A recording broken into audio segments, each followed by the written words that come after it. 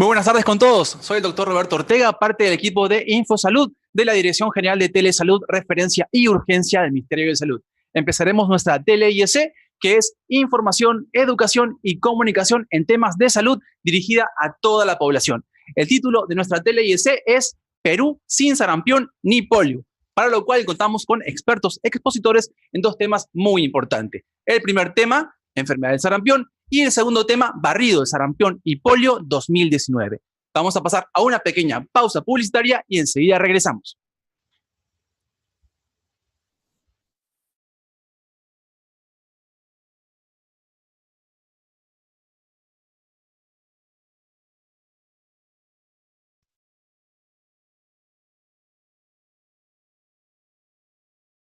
Cuidados para tu bebé en sus primeros 28 días. El cordón umbilical secará y se caerá entre 5 a 7 días. Te recomendamos limpiarlo a diario con alcohol de 70 grados y evitar usar cualquier otra sustancia porque podría irritar o infectar el ombligo de tu bebé. Si aparece líquido con mal olor, acude rápido al centro de salud. Recién nacido, un bebé sanito es feliz. Ministerio de Salud. Gobierno del Perú, el Perú primero.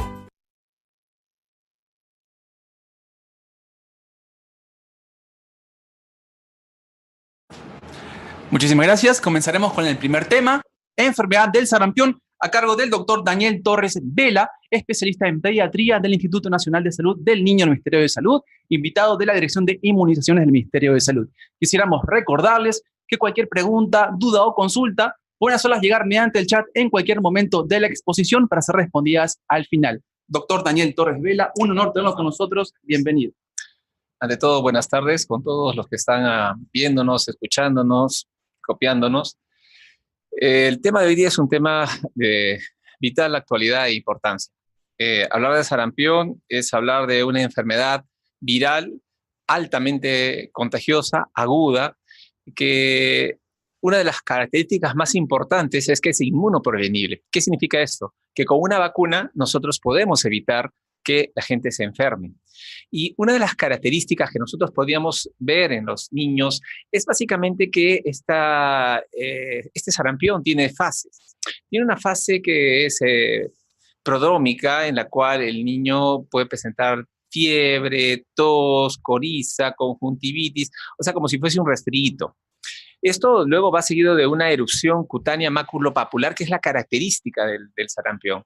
El sarampión se caracteriza por ser una lesión que es roja, que tiene como papulitas o pequeñas redonditos, pequeños, que empiezan inicialmente de la cabeza hacia el resto del cuerpo. Eso se denomina cefalocaudal. Es diferente de la varicela, porque la varicela es una vesícula, es como una gotita de agua que se encuentra en la piel y también es cefalocaudal, pero el sarampión no es una vesícula, es una lesión dérmica que no es vesicular. Tampoco es pruriginosa, no causa prurito, no causa sensación de picazón. Generalmente es una enfermedad de la infancia, pero se puede presentar a cualquier edad en nuestro medio.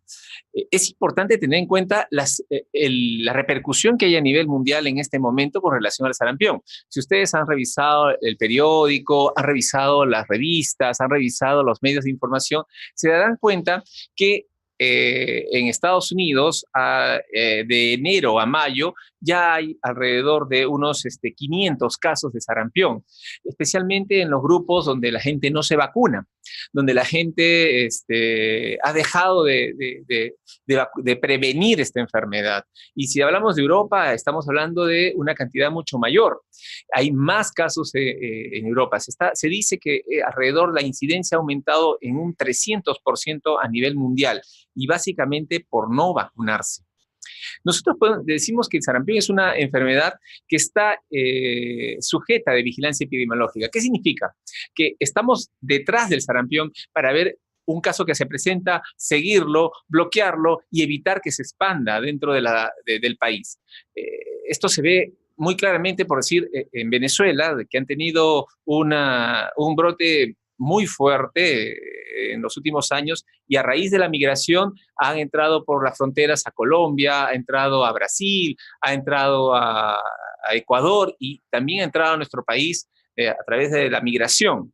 Entonces, es importante estar siempre atentos ante un niño que tiene fiebre, que tiene una erupción en la piel que no es habitual y que hay algún malestar que presente ese niño, ¿no? Siempre que se tenga un exantema, hay que ir y acudir al médico para que sea evaluado y, de ser necesario, notificado a todo caso sospechoso, porque lo más importante es la prevención, y luego también es el seguir al buscar los casos de sarampión para evitar su contagio, porque es muy contagiosa esta enfermedad.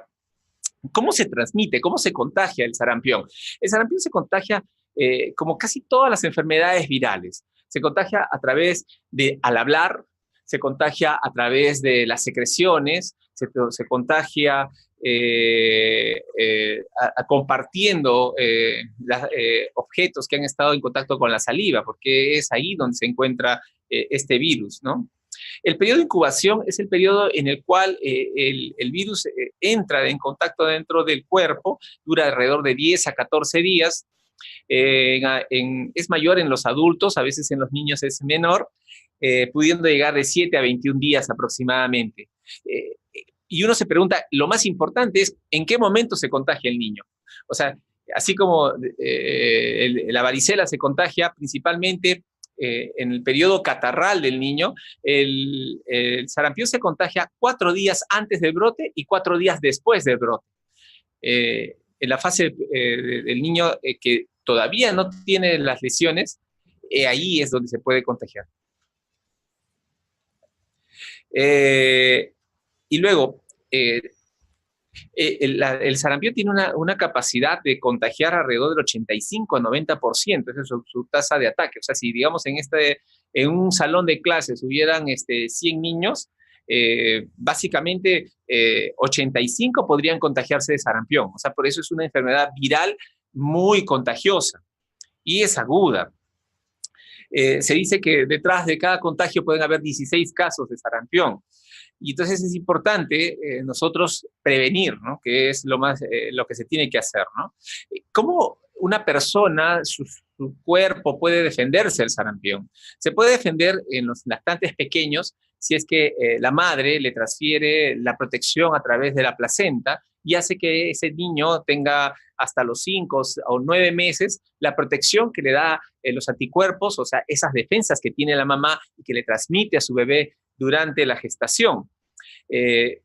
Si un niño o una persona tuvo sarampión, como nuestros abuelitos, esa persona ya está protegida, ya no le va a dar el sarampión, y si le da una forma muy atenuada, una forma muy benigna. La vacuna es la mejor manera de prevenir y es la mejor manera de evitar que venga esta enfermedad. Y hay una característica importante que se llama la protección de rebaño. Hay un grupo de personas que no se pueden vacunar por la edad, o sea, estamos hablando de los niños mayores de 6 meses, que no pueden recibir la vacuna porque la vacuna se pone después. Entonces, si toda la sociedad estuviese vacunada en un 95%, estaríamos protegiendo a esos niños. Eso se llama protección de rebaño. Y es lo más importante en la vacunación, es esa solidaridad con aquel que no lo puedo proteger porque no le puedo poner la vacuna. Y a veces en algunas sociedades creen que como yo soy individual y yo no quiero vacunarme por mi idea, por mi creencia, pero me olvido del aspecto social de las vacunas, que es sumamente importante, y esta protección de rebaño. Si nosotros quisiésemos un poco conocer a este virus, es un virus que pertenece a una familia, a un género. El género es morbillivirus y la familia es paramyxovirus. Y es un virus, a diferencia de la gripe, porque la gripe muta mucho, por eso ustedes dirán, ¿por qué nos tenemos que vacunar de la gripe todos los años? Perdón, es porque este virus, el de la gripe, muta mucho. En cambio, el virus del sarampión no. Desde el siglo VII, el siglo X, desde muy antiguo, este virus ha permanecido muy estable en el tiempo. Y una de las características también es que se puede estudiar su genotipo, y eso nos permite decir este virus que vino, ¿de dónde es? Y digamos, en el caso que hubo inicialmente el año pasado en Puno, el primer caso, todo el mundo pensaba que era de Venezuela y no, fue un caso de la India. Años anteriores, en el 2015, fueron de Alemania, y así de varios sitios se puede determinar de dónde viene este virus por el estudio genético que se puede hacer al virus. ¿Qué más deberíamos saber nosotros en cuanto al sarampión? Yo creo que una de las cosas que tenemos que tener en claro es la parte de prevención. Y esto de la parte de prevención es informar adecuadamente a la gente de la importancia que tienen las vacunas. En general, todas las vacunas del esquema nacional de inmunizaciones son importantes, pero hoy día vamos a hablar exclusivamente del sarampión. ¿Y por qué del sarampión? Porque se está haciendo un barrido precisamente para evitar esta enfermedad reingrese al país. Por suerte, el año pasado solo obtuvimos alrededor de 44 casos, a diferencia de otros países como Brasil, que tuvieron alrededor de 5.000 casos. Venezuela tuvo muchos más y algunos no están reportados. Pero eso es importante de nuestro sistema de salud, que ha respondido mediante la adecuada vacunación de los niños. Y es importante también, madres que me están escuchando, profesoras de colegio, que vean si sus niños están protegidos, si sus vacunas están al día, en todas las vacunas. Y principalmente, bueno, ahora van a hacer el barrido del sarampión. Por ahí preguntarían, ¿y qué sucede si no estoy seguro que si me vacuné o no me vacuné? Pues vacúnese, porque la mejor manera de prevenir es vacunándose. Si no sabe si se vacunó o no por la edad, o si no sabe que si se vacunó o no porque perdió el carnet, o cualquiera que sea las circunstancias, debiérase vacunar. Y para eso están prestos a vacunarse en los centros de salud, en los puestos de salud. Esta campaña que va a iniciar y que después lo va a explicar nuestra licenciada María Elena, nos va a explicar con detalle en qué consiste esta campaña. Una de las cosas que también es interesante ver es cómo se presenta el sarampión. El sarampión se puede presentar de la forma clásica o la que hemos mencionado, que viene con un periodo de incubación, un periodo prodrómico, la erupción y finalmente la resolución. Pero también hay formas atípicas de presentación, especialmente en las personas que fueron inmunizadas, o sea, que recibieron la vacuna una sola dosis, o las personas que les dio el sarampión previamente, o personas que tienen recibieron inmunoglobulina, es una sustancia que sirve para los pacientes que tienen inmunodeficiencias.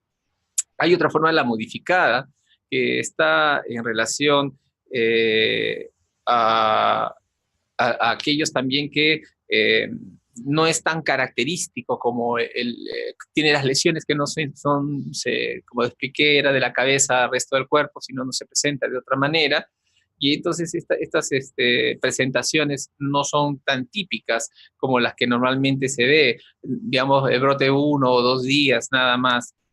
En el laboratorio, generalmente cuando vayan a un establecimiento de salud, les van a pedir exámenes como un hemograma, pero también les van a pedir estudios específicos para determinar el sarampión, como es la inmunoglobulina G, la inmunoglobulina M, dependiendo del momento en que la persona va al establecimiento de salud y el momento en que empezó el brote. También se hacen estudios más específicos con una proteína C, un estudio de proteína C, que sirve para detectar específicamente al virus, así como también se puede utilizar cultivo de los virus. Acá en nuestra red de laboratorios tenemos estas posibilidades y están siempre atentos los de la red de laboratorios para el estudio de cualquier caso de sospecha de sarampión. ¿Cuáles son las complicaciones? Que sería la gran pregunta. Y es lo importante, porque digamos, estas enfermedades virales lo que hacen es disminuir la respuesta de nuestro cuerpo. Nuestro cuerpo tiene unos soldados que se encargan de la defensa, tienen una artillería que se encarga de la defensa, pero cuando vienen estos virus hacen que nuestros soldados y nuestra artillería funcionen mal. Entonces puede venir una bacteria o el enemigo de afuera y atacar nuestro cuerpo, y nuestro cuerpo no se defiende adecuadamente y puede hacer infecciones.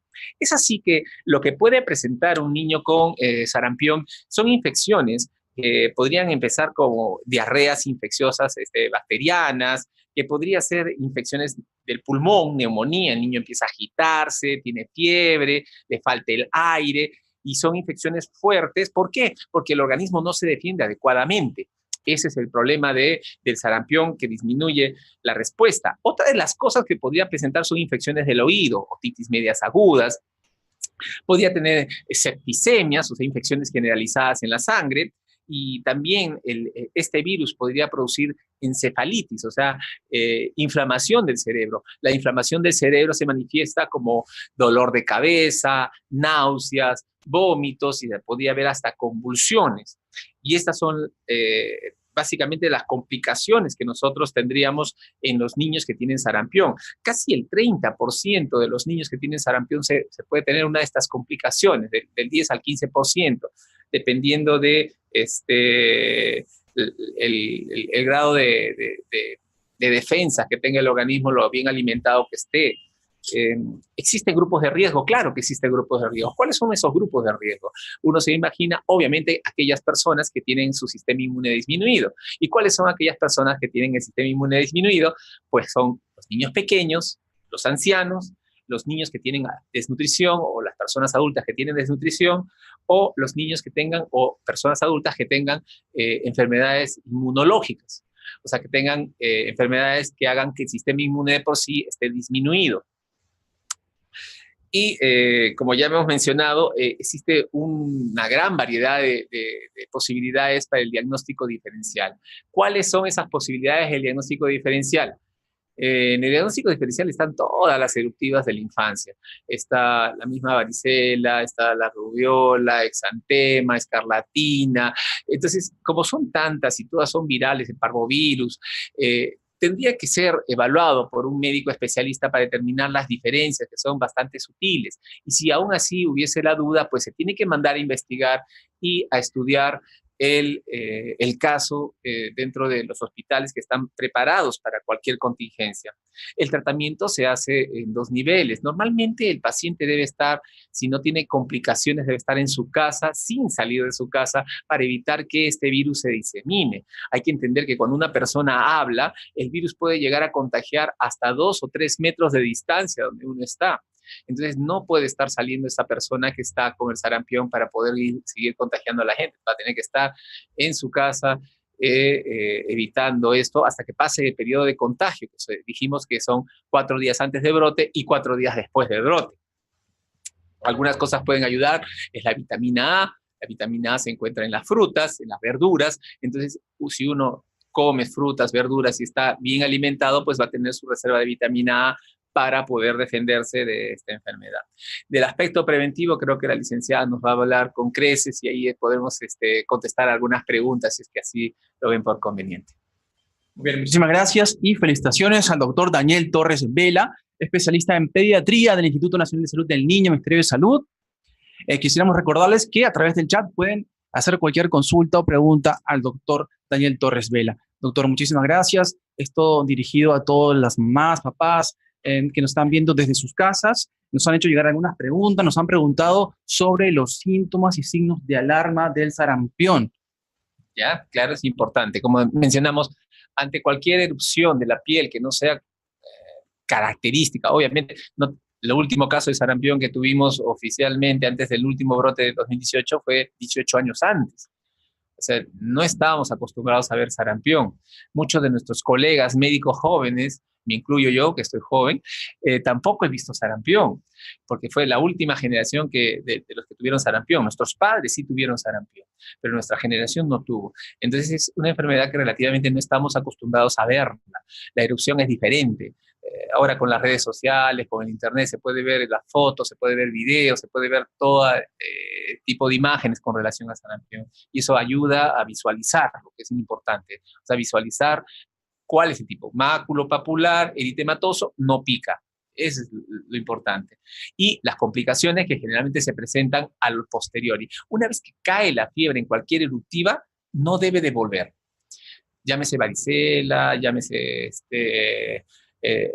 síndrome pie-mano-boca, no debe volver la fiebre. Cuando vuelve la fiebre, probablemente es que se está incubando una complicación. Y las complicaciones, como bien hemos mencionado, están asociadas a la que ve entre un agente infeccioso, una bacteria, y produzca, llámese sepsis, neumonía, otitis, faringoamidalitis, o hasta infecciones de la piel propia que el niño se puede lesionar la piel, ¿no? Importantísimo, doctor, muchísimas gracias. También nos han preguntado, en el caso de que haya alta sospecha de que un niño padezca de sarampión, ¿cuál sería la conducta a seguir por parte de los papás? Esa es muy buena pregunta. Tiene que acercarse a su posta médica, a su centro de salud, para que lo evalúen. Obviamente que estamos hablando que en el país hemos tenido alrededor de 44 casos y este año ha habido uno y ha sido de afuera.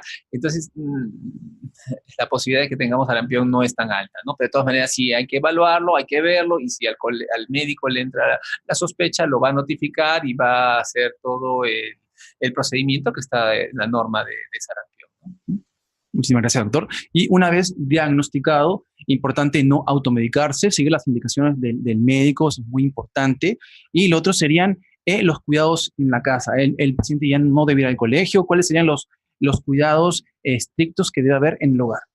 Eso es también sumamente importante. O sea, si yo tengo un niño que está en pleno brote ya sabemos que 4 días antes y 4 días después, pues no puede salir a la calle, no puede salir a lugares públicos, no puede salir al colegio, no puede ir a la universidad, no, debe quedarse en casa sin salir de la casa, precisamente para evitar que se disemine el sarampión.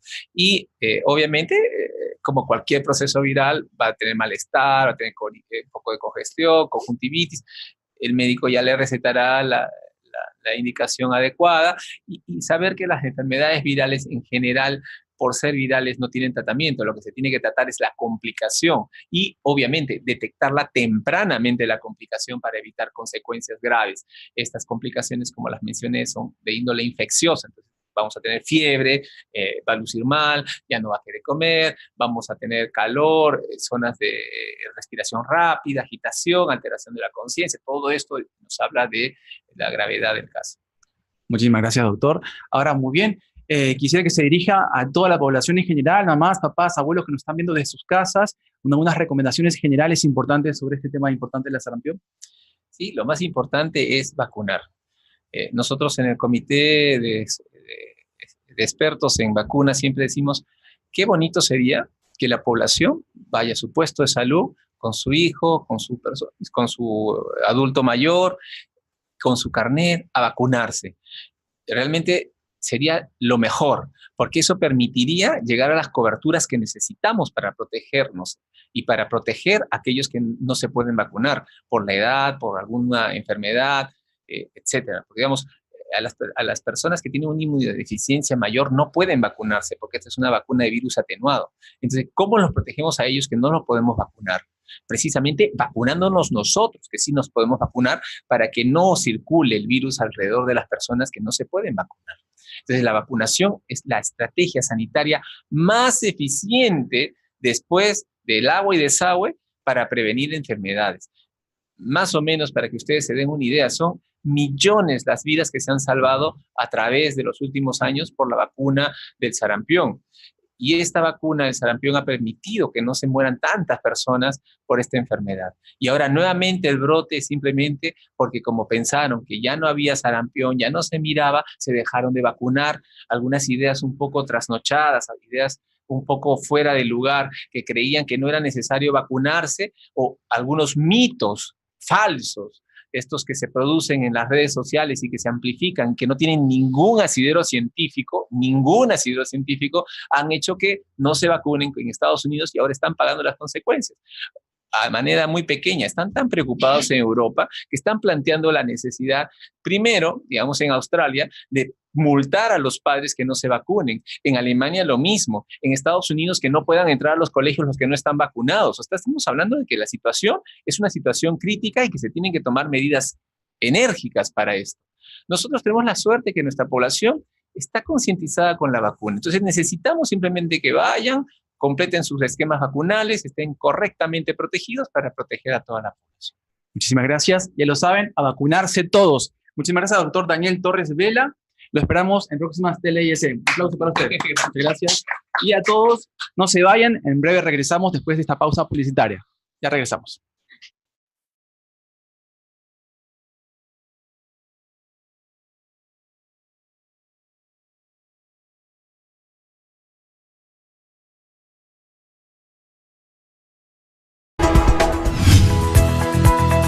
Leonor es una mujer de 65 años que nunca prestó atención al diagnóstico de su hígado graso. Hoy es una paciente que lucha día a día contra la cirrosis. A mí me hubieran dicho qué es el hígado graso, yo me hubiera cuidado. A mí me hubieran dicho cuáles son las consecuencias de tener un hígado graso, yo hubiera hecho todo lo que ellos me hubieran dicho, pero a falta de información, hay mucha gente que no le hace caso al hígado graso. Las enfermedades hepáticas como la fibrosis, cirrosis y el cáncer al hígado son la consecuencia de un descuidado hígado graso, que no es más que la consecuencia de un gran porcentaje de grasa en el hígado. La enfermedad grasa del hígado ocurre en algunos pacientes especiales, con algunas características. Por ejemplo, obeso.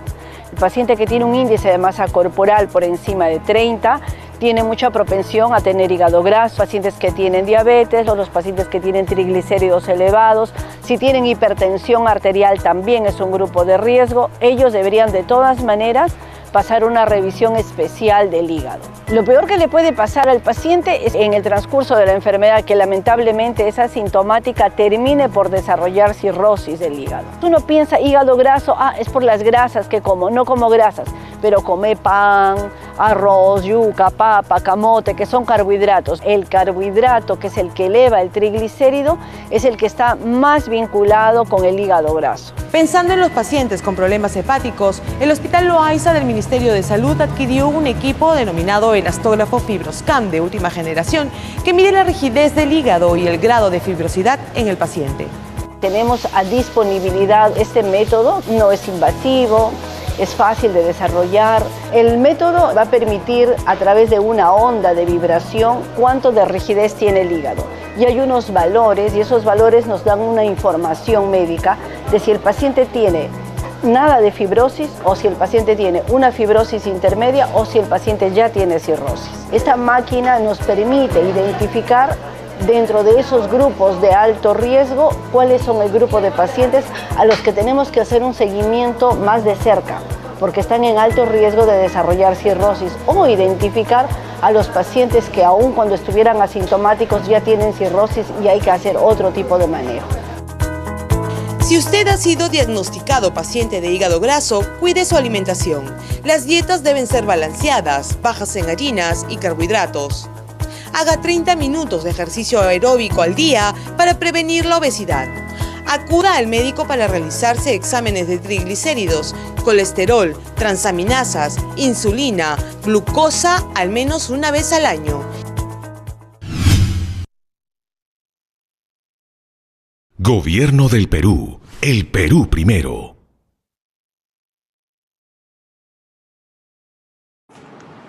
Bueno, muchísimas gracias a todos. Continuamos con el segundo tema, que es barrido de sarampión y polio 2019, a cargo de la licenciada María Elena Martínez Barrera, directora ejecutiva de la Dirección de Inmunizaciones del Ministerio de Salud. Quisiéramos recordarles que cualquier pregunta, duda o consulta pueden hacerla llegar mediante el chat y el YouTube en cualquier momento de la exposición para ser respondidas al final. Licenciada María Elena Martínez, es un honor tenerla con nosotros. Gracias. Bienvenida. Gracias. Muy buenas tardes. Sí, efectivamente, agradecer desde ya, porque es un tema muy importante el que acabamos de tocar, que es sarampión, y básicamente hoy iniciamos también un barrido nacional de vacunación contra el sarampión y poliomielitis en todos los chicos menores de 11 años, y tenemos una meta grande como país, y es ahí que necesitamos que los padres de familia, toda la población pueda acudir a vuestros establecimientos de salud para recibir ambas vacunas.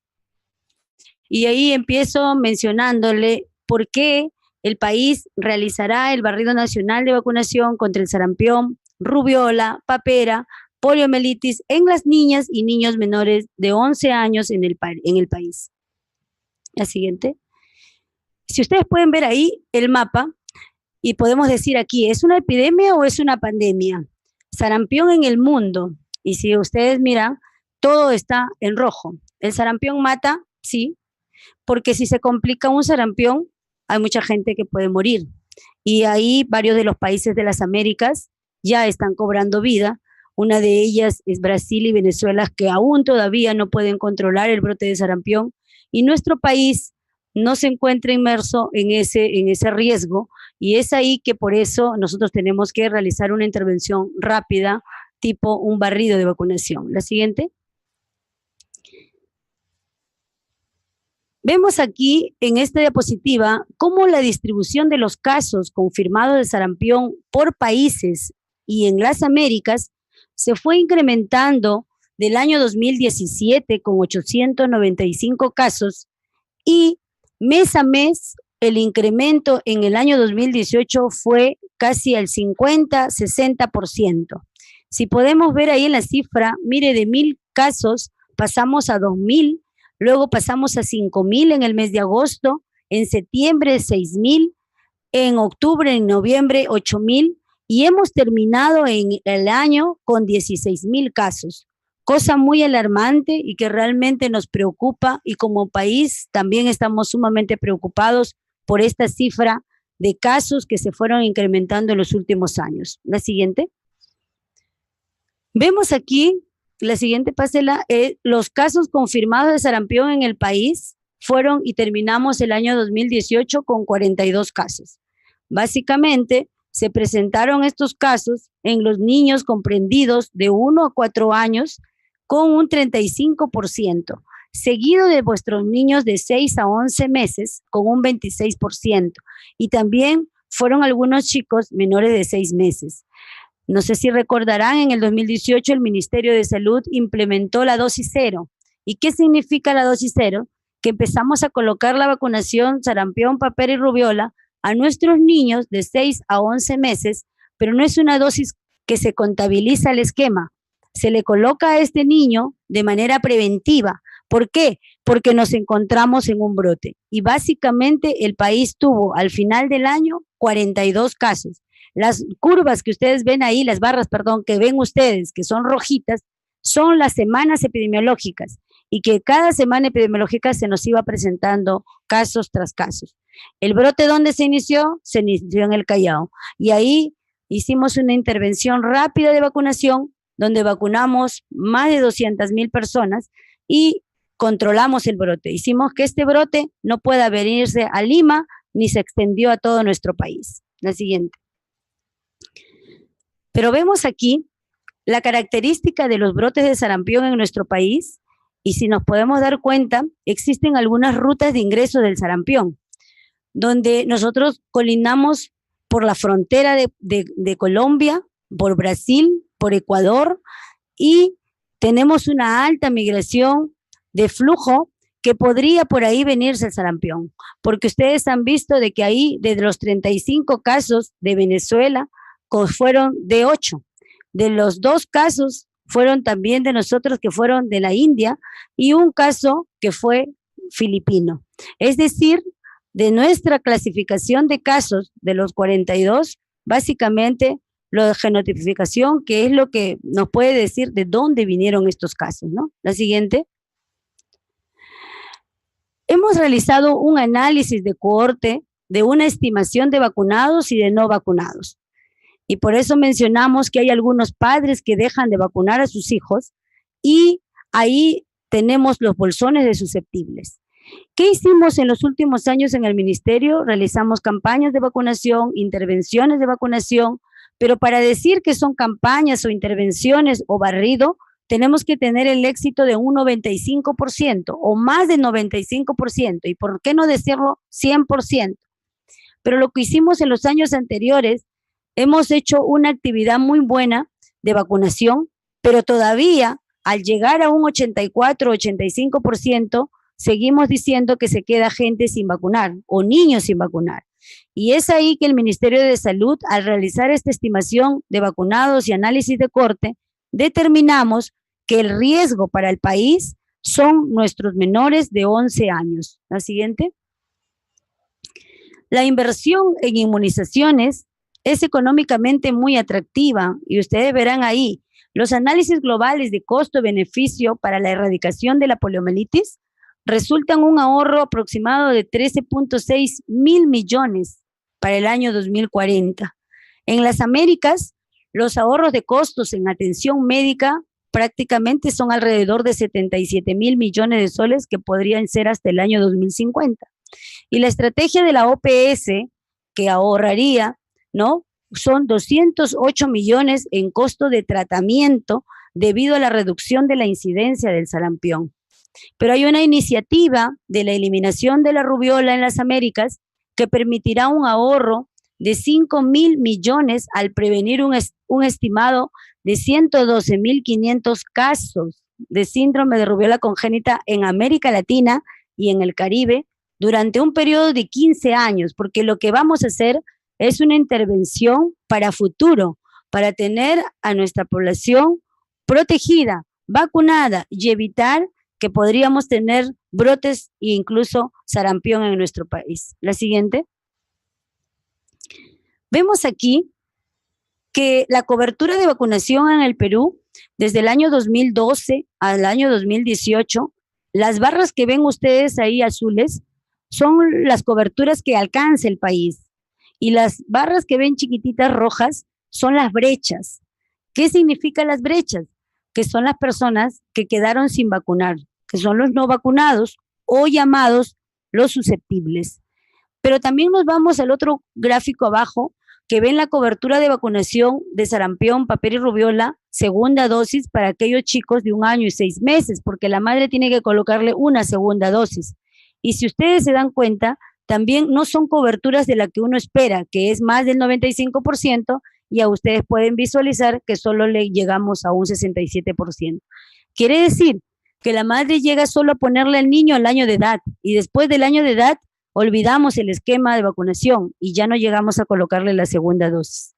Los casos de sarampión en el Perú, desde el año 80 al 2018, hemos tenido un fuerte brote en el año 92, con aproximadamente 22,000 casos. Y ustedes recordarán que después de esos años empezamos a hacer campañas masivas de vacunación, casa por casa, insistíamos mucho con la madre para que se vacune su hijo y lo lográbamos.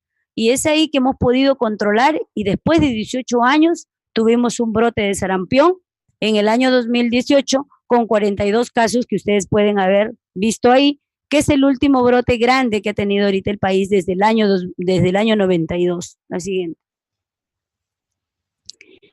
Esto es el sarampión, que es lo que mencionó el doctor que me antecedió, característico en nuestros chicos, la fiebre, la eruptiva, maculopapular, los ojos rojos en los niños, tipo las conjuntivitis que le llamamos, no hay picazón, pero es importante que la madre, porque también existen otras eruptivas, que la madre automáticamente comunique y que no lo lleve al establecimiento de salud, sino que pueda acercarse para que el personal de salud pueda ir a la vivienda. Ya lo dijo el doctor, antes nuestras abuelitas curaban el sarampión dentro de nuestras casas, entonces no necesitamos que ustedes puedan acudir al establecimiento de salud, sino que alguien de nosotros del establecimiento de salud pueda ir a ver a este niño o a esta niña que sospechamos de sarampión, para evitar que se pueda distender el brote, que pueda hacer que ese chico o ese niño tenga sarampión, y si lo llevamos a un establecimiento, ¿cuántas personas hay ahí? Cantidad, y podría el brote extenderse. Estas son las fotos características del sarampión. La siguiente. La erradicación de la polio, porque también se habrán preguntado, vamos a hacer una intervención en poliomielitis, y se dice que se estima en el año 88, más de 100 niños quedaban paralizados diariamente a consecuencia de la poliomielitis. Ese año que fue en el año 88, tenía casos 125 países que eran endémicos. La siguiente. Pero mire cómo va cambiando el comportamiento. A ver, una más. ¿Le da? Vamos cambiando y vamos viendo que del año, dele clic para que siga una siguiente diapositiva. No pasa. Vamos viendo de que este mapa se va convirtiendo y se va modificando. Y ya llegamos al año 2014, y en el año 2014 solo 3 países ya eran endémicos. Era Nigeria, Pakistán y Afganistán. Realmente, de todo el mapa del mundo, en el año 2014, ya solo 3 de los países tenían y estaban considerados endémicos por poliomielitis. La siguiente. Pero ustedes verán que existen 3 tipos de poliomielitis: polio tipo 1, tipo 2 y tipo 3. Pero hay un polio tipo 2 que ya prácticamente ha sido erradicado, pero todavía no podemos erradicar el polio tipo 3.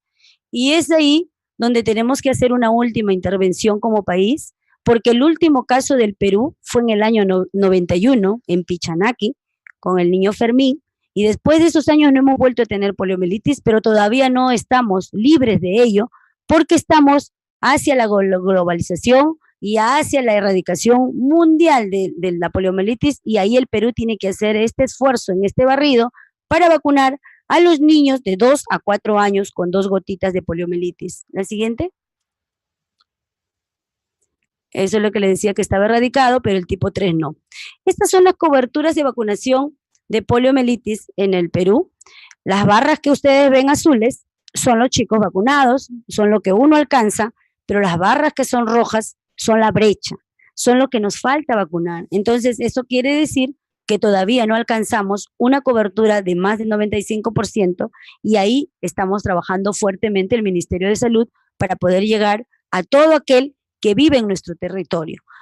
La siguiente. El objetivo de este barrido es mantener la erradicación de la polio y eliminación del sarampión en el Perú. La siguiente. Alcanzar coberturas del 100% con una dosis adicional de poliomielitis para todos los niños y niñas comprendidos de 2 a 4 años, y una triple viral para aquellos chicos menores de 11 años en el marco de la vacunación segura. La siguiente. El país hará esta intervención todo el mes de junio. Trabajaremos del 1 al 30 de junio de manera intensa. Las brigadas se dirigirán a los colegios, a los parques, a los moles, a los centros comerciales, para poder alcanzar el mayor número de los niños menores de 11 años, y haremos también un monitoreo rápido de vacunados, que es entre las 2 primeras semanas de julio. La siguiente. Esta es la meta. El país tiene 5 millones de niños para vacunar. Tenemos que hacer una actividad muy fuerte, y ahí están las metas comprendidas para nuestros chicos, tanto para los de 2 a 4 años como para los de 5 a 10 años. La siguiente.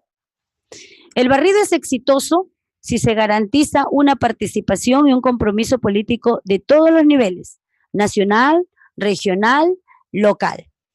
Debemos ejecutar una movilización social rápida que asegure la completa participación de toda la población organizada. Es decir, ustedes como población también se pueden organizar al interior de ustedes para poder ayudar al personal de salud a que podamos llegar hasta la última persona, para que no queremos dejar a nadie susceptible, a nadie no vacunado. Y tenemos que tener un sistema de información rápido, útil, que nos pueda registrar rápidamente quiénes vamos vacunando. La vacunación alcanzará los niveles de cobertura cercanos al 100%, para decir que es un barrido exitoso. El siguiente. Estas son las fases, lo anunciará el presidente o la ministra de Salud. Luego haremos un lanzamiento, vacunaremos las 2 primeras semanas y nos dirigiremos a las instituciones educativas, que es llamados poblaciones cautivas. Instalaremos puntos de vacunación fijos y móviles en algún momento, y estamos declarando el 22 y el 23 de junio días centrales, que es donde las brigadas visitarán casa por casa, porque le estamos llamando la oportunidad adicional. Quiere decir que aquellos que no lograron vacunarse en población cautiva tienen la opción de hacerlo, pero de preferencia hagámoslos en la población cautiva. Y al último haremos la verificación de la vacunación. La siguiente. Vemos también que ahí están todas las estrategias. Barrido es barrer. Y ya sabemos que si barremos mal, estamos vacunando mal, estamos dejando gente susceptible, estamos dejando chicos sin vacunar. Y por ende tenemos que hacer un barrido completo. La primera y la segunda semana debemos alcanzar el 80%.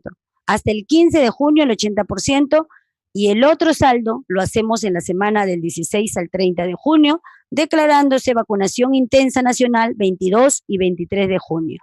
La siguiente. Ya hemos preparado todo el recurso humano, los 8.140 establecimientos de salud se encuentran en la planificación, en la organización y ya el inicio pronto de este barrido, donde hemos determinado los puntos donde se encuentran nuestras instituciones educativas con la población meta que tenemos que llegar. Hemos sectorizado los lugares para que cada uno pueda ir bajo sus sectores de trabajo. La siguiente. Hemos hecho también una planificación porque ustedes saben que el país no solamente es un urbano, tenemos población rural, tenemos población de sierra y tenemos que caminar también por los ríos, tenemos que caminar por los cerros y tenemos que hacer una ruta de acceso para poder llegar hacia esos lugares más lejanos del país, ¿no? La siguiente. Esto es un ejemplo de cómo vamos a caminar las brigadas. ¿Qué vamos a hacer? Hemos hecho una microplanificación a través de nuestro padrón nominal. Iremos a las instituciones educativas a través de la sectorización que hemos hecho y las brigadas vacunarán de 2 a 4 años colocando la oral que ustedes ven ahí y la inyectable que será la vacuna sarampión, papel y rubiola. Y para los chicos de 5 a 11 años, menores de 11 años, o sea, 10 años, 11 meses, 29 días, también vacunaremos, pero solamente le colocaremos sarampión y rubiola. La siguiente. Estos son los vacunómetros, vamos a ir midiendo, porque la brigada tiene que saber, y si va a un colegio que tiene primaria, tiene inicial, tiene que saber cuánto de la inicial hemos vacunado y cuánto de la primaria y de las edades hemos vacunado, para que podamos regresar donde aquellos que de repente ese día no fueron a la escuela. Entonces tenemos que hacer una evaluación diaria para que al final del día podamos decir cuánto hemos logrado. La siguiente. Sé que esto a veces es triste mostrar, pero realmente es lo único que nos puede sensibilizar a nosotros los padres de familia. Sabemos que nadie de nosotros quiere vivir con un hijo, como ven ustedes ahí, con poliomielitis, y nadie de nosotros quiere tener un hijo que le dé sarampión. Invoco a todos para que podamos llevar a nuestros chicos a los establecimientos a recibir en junio su vacuna de sarampión y su vacuna de polio a aquellos niños de 2 a 4 años. La siguiente. Las vacunas se conservan en cadena de frío y es importante que ustedes también se den cuenta que el país en el año 2008 hicimos una fuerte inversión para poder renovar todo nuestro equipo frío, que son las cámaras, que son los equipos para la conservación adecuada de nuestras vacunas. Y los termos y las vacunas tienen que estar conservadas en +2 a +8 grados. Ahí hay que revisar rápidamente si verdaderamente llevan las brigadas con una conservación adecuada de nuestras vacunas. El Ministerio de Salud en los 8.000 establecimientos de salud cuenta con refrigeradoras que permiten que la cadena de frío se asegure y sea de calidad. La siguiente. Esta es la meta. Todo junio debemos llegar a 5.100.000 niños por vacunar. La inversión que está haciendo el Ministerio de Salud es de 30 millones de soles. Y cada una de las regiones tiene una meta. Lo más grande que tiene el país ahorita es Lima Metropolitana. Fuertemente tenemos que trabajar acá en Lima, sin descuidar las otras regiones del país. La siguiente. El éxito de este barrido está en nuestras manos, porque es de el personal de salud, del Ministerio de Salud, de las Fuerzas Armadas, de todos los ministerios que también se han incluido y se han sumado a esta campaña y a este barrido. La cobertura debe ser del 100% por edad y debemos tener todos mentalidad ganadora. Los ganadores nos ponemos las metas y los perdedores solo excusas. Y cuando decimos perdedores es que si el país en julio, en agosto, empieza a presentar algunos brotes es porque hemos perdido. Y la otra cosa que les quiero decir a todos los padres de familia, ¿por qué lo hacemos en junio? Porque en julio tenemos la programación de los Panamericanos y los Juegos Panamericanos. Mucha gente nos visitará. ¿Y qué nos puede traer? Sorpresas. Entonces, ¿qué tenemos que hacer? Vacunarnos, para que cuando cualquier persona que pueda venir, nosotros estamos ya vacunados, inmunizados. Y eso es lo que queremos, hacerlo ahora en junio para que cuando se dé los Juegos, nosotros ya estamos protegidos. Muchas gracias. Muchísimas gracias, licenciada María Elena Martínez Barrera, directora ejecutiva de la Dirección de Inmunizaciones del Ministerio de Salud. Así es, ya saben, ya han escuchado todo lo que el Ministerio de Salud está haciendo para prevenir complicaciones de estas dos enfermedades, sarampión y poliomielitis. Lleven a sus hijos al colegio, abran las puertas a los vacunadores. Muy bien, sigue todavía el chat disponible para que envíen preguntas a la licenciada María Elena Martínez, directora ejecutiva de la Dirección de Inmunizaciones del Ministerio de Salud. Licenciada Mariela Martínez, nos han enviado algunas preguntas a través del chat.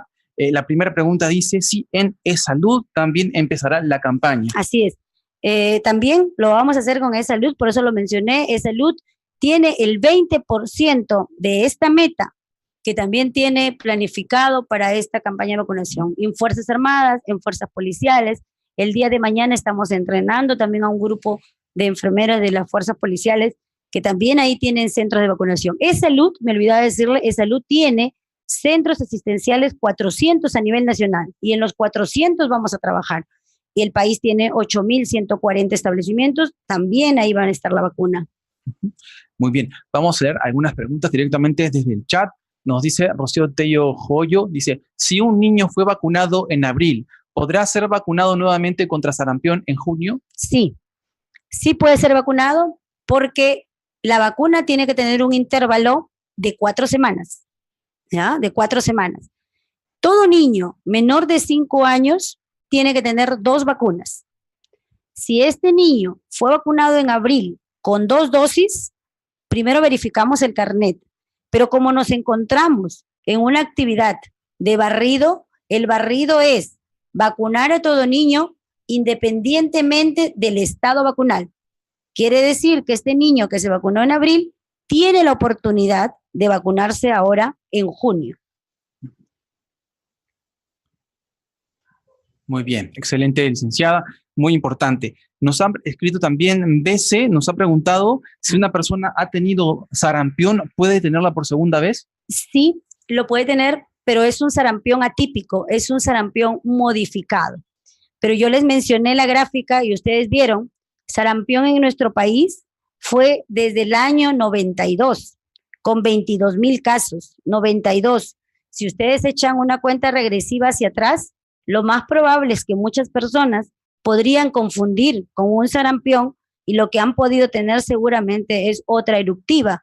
Entonces, si alguien de los chicos que tuvo dentro de la cohorte del año 2018, 42 que fueron, ellos, por ejemplo, tenemos que volverlos a vacunar ahora en esta intervención de barrido, ¿ya? Pero sí puede darle, pero es raro que le pueda dar, pero sí hay alguna posibilidad estadística que nos puede decir que sí, ¿no? Muy importante. Entonces, nos han preguntado también, mi niño de 10 años fue vacunada contra el VPH hace poco. ¿Puede vacunarse contra el sarampión? Así es. Podemos vacunarlo entre una y otra vacuna. No necesariamente existe el intervalo que dicen de 4 semanas. Solamente existe para aquellas vacunas que pueden ser virales. Y en el caso de VPH, no es una vacuna viral. La vacuna viral es esta, que es sarampión, papera y rubiola. Y entonces puede vacunarse y tiene la opción esta niña de 10 años, ponerse ahora en junio su vacuna de sarampión. También tiene la opción de hacerla. Excelente, muy importante. También nos han preguntado, dice, ¿las gestantes pueden recibir la vacuna contra el sarampión y desde qué edad gestacional? Bien, buena pregunta. No, la gestante no debe vacunarse, no está por eso dentro del grupo de vacunación para el barrido. ¿Qué hacer con ellas? Con ellas han tenido que haberse vacunado probablemente en el gran barrido que hicimos en el año 2006, donde vacunamos 20 millones de personas. Vacunamos en ese año. Y si retroceden en el tiempo, una gestante no tiene de repente entre 12, 13, 14 años, que a veces pueden ser las gestantes adolescentes, pero es difícil. Ya vieron ustedes la estimación de los riesgos. En ellos no están los riesgos. Nuestros riesgos ahorita están en los menores de 11 años. O sea, no hay necesidad la gestante de ponerse la vacuna hasta esperar que su bebé nazca y ella pueda acudir a un establecimiento en el caso no recuerde que en alguna vez en su vida se puso la vacuna. Nos han preguntado también si puede ocurrir que dé sarampión después de la vacunación. después de una vacuna, hay algunos eventos adversos a la vacuna también, perdón, y hay unas reacciones adversas a la vacuna. Quiere decir que cuando uno hace alguna reacción adversa, como por ejemplo, que ponemos una vacuna, genera a veces dolor, o te puede dar fiebrecita. En el caso de sarampión, hay alguna posibilidad que después de 7 a 10 días, el niño pueda parecerse tipo una ronchita, parecido al sarampión, una eruptiva o ronchita que lo llaman los padres de familia. Pero le comento que de cada 5,000 o 10,000 niños puede ocurrir esto. O sea, la estadística es mínima, no hay estas reacciones que, sin embargo, se les dice al padre de familia que cabe la posibilidad que después de 7 a 10 días puede reaccionar así. Pero que nos hayan reportado no existe. Lo que sí hay es un poquito de fiebre, ¿no? Dolor en el brazo, porque como es un inyectable, tiene que doler, pero después otras cosas como una reacción por la vacuna no puede haber. Muy bien. Claro, cualquier otra consulta, duda, puede acudir a su centro de salud para recibir más información, Así es, ¿verdad? así Muy es. importante también. Y nos han preguntado también en qué parte del cuerpo se colocan la vacuna de sarampión y la de poliomielitis. Ah, perfecto.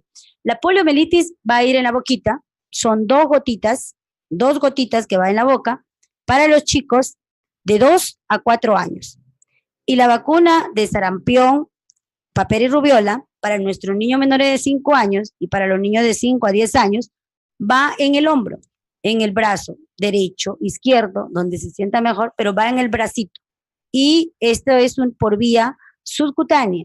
Quiere decir que la van a colocar, y si hay personal de salud que me escucha, por favor, es en ángulo de 45 grados la vacuna.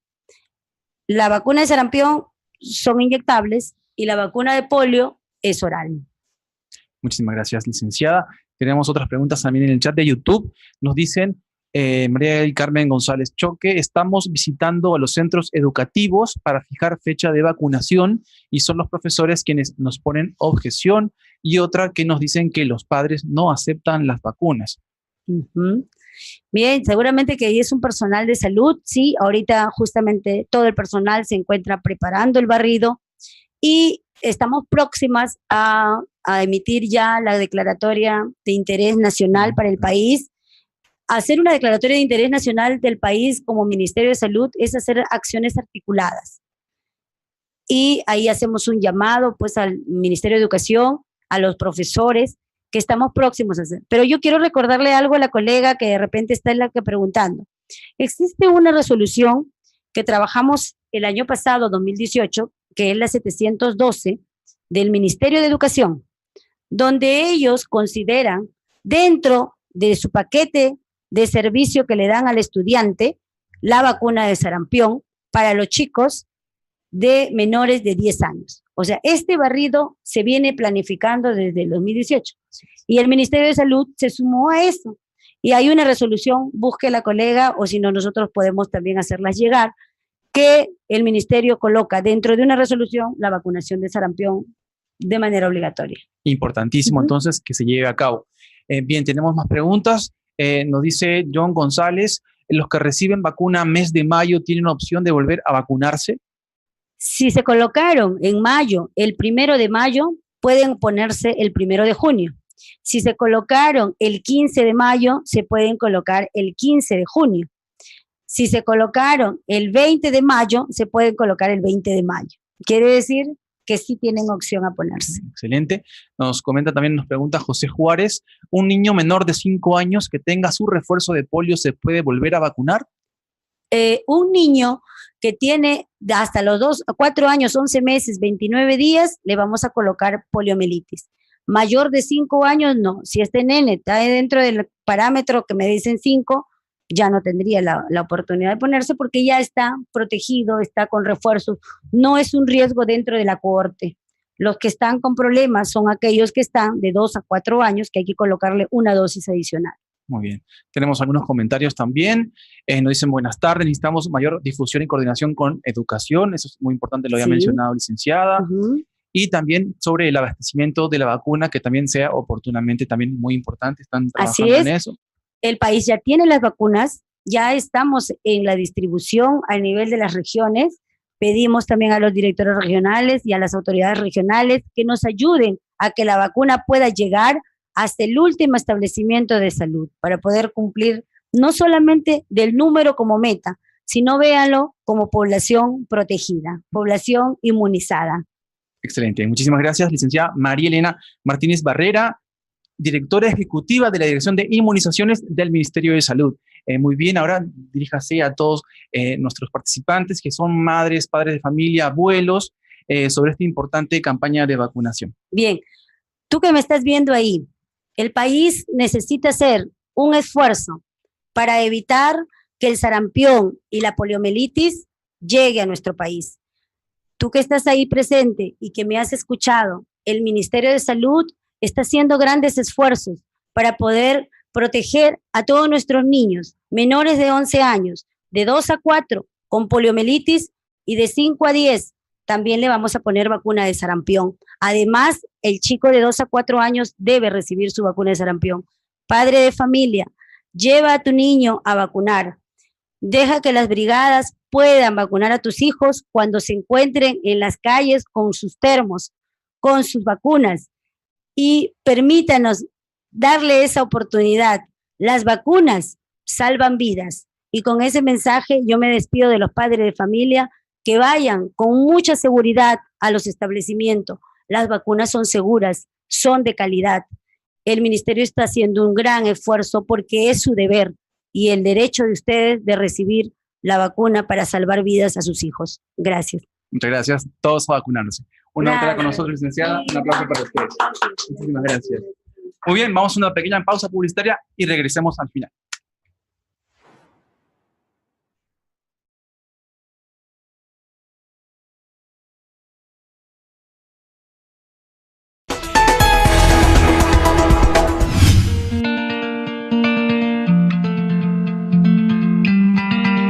En lo que va del año, el Ministerio de Salud brindó más de 14.000 atenciones por neumonía a niños menores de 5 años en todo el país y fueron curados a tiempo. La neumonía es un mal que ataca principalmente a niños y adultos mayores. Es una infección respiratoria aguda que afecta al pulmón y puede ser causado por diversos gérmenes, virus o bacterias. La neumonía es una enfermedad cuyo incremento se ve en estas épocas del año, en el invierno, pero en realidad neumonía tenemos todo el año acá en la institución. Las neumonías son mucho más frecuentes en niñitos muy pequeñitos, menores de 2 años, o en personas muy mayores, en ancianos. Felizmente en la actualidad contamos con la vacuna contra el neumococo. Actualmente el MINSA viene vacunando gratuitamente a los niños menores de 5 años en todo el Perú. Hasta fines del mes de junio se aplicaron más de 430.000 dosis de vacuna contra el neumococo. Se coloca desde hace algunos años la vacuna en los niños muy pequeños, a los 2 y 4 meses, con un refuerzo al año de edad, ¿no? Son 3 dosis usualmente que se colocan para la vacuna de neumococo, ¿no? La neumonía es una enfermedad que se cura si se detecta a tiempo. Es muy importante estar alertas a identificar cuáles son los principales síntomas. En ese caso vamos a tener un niño que va a estar muy agitado, con dificultad para respirar, puede estar moradito, puede estar con fiebre además el niño, con mucho malestar general, hiporéxico, quiere decir con poco apetito, irritable si es un lactante muy pequeño, ¿no? Normalmente en los niños muy pequeños, cuando uno tiene un proceso respiratorio alto, se le recomienda a la mamá que tiene que tener mucha observación, sobre todo si es un niñito menor de 2 años. Ellos, que son el grupo más susceptible, hay que estarlos observando, vigilando la temperatura.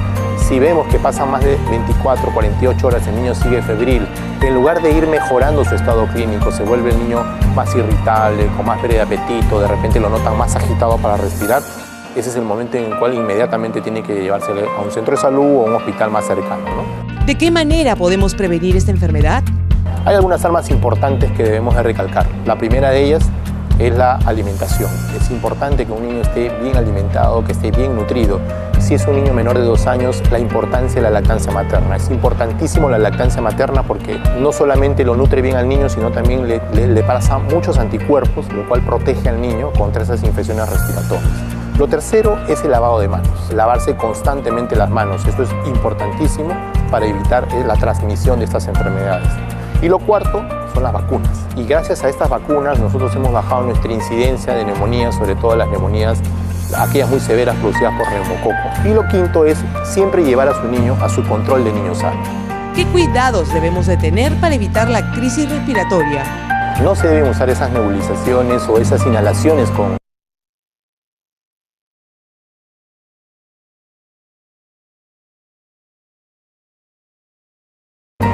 eucaliptos. Si bien es cierto que a veces uno asocia el tema de la neumonía al agua, al frío, muchas mamás, por el hecho de que el niño está resfriadito, lo dejan de bañar 3, 4, 5, 6 días. Eso no es lo adecuado. Lo adecuado es que el niño debe de recibir su baño todos los días. Cuando uno está generalmente resfriado, ¿qué tienden a hacer las mamitas? Lo tienen en una habitación, cierran las ventanas, cierran las puertas, el niño lo sobreabrigan. Entonces, eso también favorece la proliferación de virus y de bacterias en las habitaciones. A pesar de que un niño pueda estar resfriado, lo bueno es que las habitaciones deben estar ventiladas. Para el especialista, la mejor forma de prevenir la neumonía en nuestros niños es cumpliendo su esquema de vacunación, alimentarlos adecuadamente, además de abundante líquido. Recuerda que la vacunación es la mejor prevención. Juntos le hacemos frente a la neumonía. Gobierno del Perú. El Perú primero. Muy bien, ya lo saben, todos a vacunarse. Y muchas gracias a todos por su atención y esperemos que lleven a la práctica todo lo aprendido. Recuerden suscribirse al canal de YouTube TLYC Infosalud Minsa, en donde podrán visualizar esta y las demás presentaciones. Asimismo, las preguntas que hayan quedado pendientes sobre este y otros temas de salud, pueden enviarlas a la dirección de Infosalud al correo electrónico infosalud@minsa.gov.pe o comunicarse a la vía telefónica con el 113 desde cualquier operador telefónico, donde recibirán la orientación de nuestros expertos en salud. Un gusto tenerlos con nosotros y hasta pronto. Muchas gracias.